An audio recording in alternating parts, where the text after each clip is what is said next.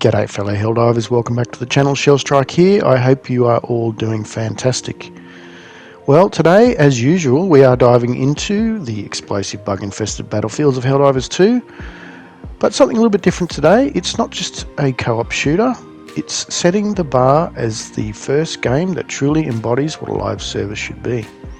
And we're going to be breaking down why in this video. First off, Helldivers 2 transports us to Super Earth, where democracy isn't just a system, it's a way of life worth fighting for.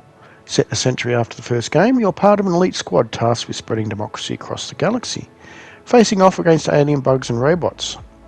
Unlike its top-down predecessor, Helldivers 2 gives us a third-person perspective, bringing a visceral feel to the combat. What makes Helldivers 2 stand out in the live service arena is its commitment to evolving gameplay.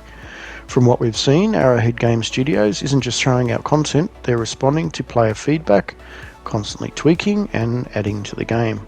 This isn't just about adding new skins or guns, it's about meaningful content that changes how you play. Here's where it gets interesting. Helldivers 2 ditches a controversial loot box system for direct purchases and enables content through gameplay. This approach respects the player's time and investment, focusing on skill and strategy over pay-to-win mechanics. Helldivers 2 has taken community involvement to new heights. For instance, players contribute to building in-game structures, as we all know, like the Democracy Space Station, which directly influences the game world.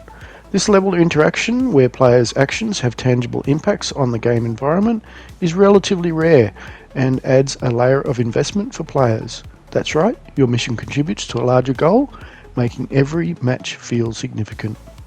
The game's use of stratagems requires not just strategic thinking, but also physical coordination, adding depth to the gameplay. This mechanic, alongside the game's shift to third-person perspective, enhances the visceral feel of combat, making each mission not just about survival, but about mastering the game's unique control scheme for calling in that support. The use of stratagems adds a layer of strategy. Calling in an orbital strike or a supply drop requires not just button mashing, but teamwork and timing. This mechanic ensures that even in moments of chaos, there is a dance of coordination happening. Despite some initial hiccups, the inclusion of cross-play between PC and PS5 enhances the community aspect, allowing friends to play together regardless of their platform choice. Although cross-save functionality has limitations, not syncing progress across different platforms, which is a point for future improvement. Unlike many live service games where updates might feel disconnected from player actions, and where live service means seasonal updates, Helldivers 2's narrative and gameplay evolve with player victories and losses. This dynamic war scenario ensures that the game feels alive and responsive to the community's efforts. Helldivers 2 War evolves almost in real time. Player victories and defeats shape the narrative and the battlefield, making it a living, breathing conflict. While Helldivers 2 does include microtransactions, the approach is often cited as fair.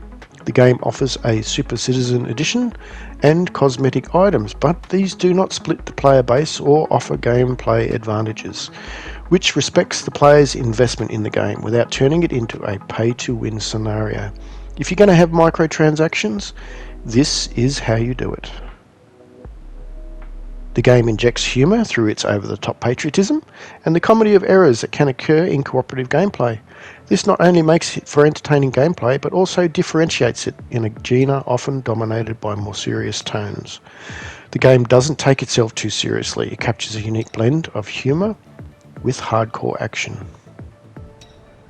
Arrowhead's approach to post-launch content doesn't follow the typical Battle Pass system rigidly, but instead offers meaningful updates that can surprise players, maintaining freshness without the feeling of content being withheld for later monetization. The developers actively engage with the community for feedback, which is not just for show. Change and tweaks based on players' input show a commitment to making the game a collaborative project between developers and players. The developers actively engage with the community for feedback, which is not just for show. Change and tweaks based on player input show a commitment to making the game a collaborative project between developers and players. Helldivers 2 has managed to create a cultural moment, becoming more than just a game, but a shared experience among players, reminiscent of how games like Destiny created communities, but with a unique blend of humour, strategy and direct impact on the game world. This game exemplifies how live service can be implemented to enhance player engagement over time, not just through content drops, but through meaningful interaction with the game's world and its community, setting a benchmark for what players might expect from future live service titles. So what do you think? Have you been Helldiving into democracy, or are you still on your fence? Drop your war stories in the comments below. Thanks for watching. Please like and subscribe if you enjoyed the content, and as always, keep gaming, keep strategizing, and let's meet on the battlefield. Democracy waits. See you all in the next one. Bye bye for now.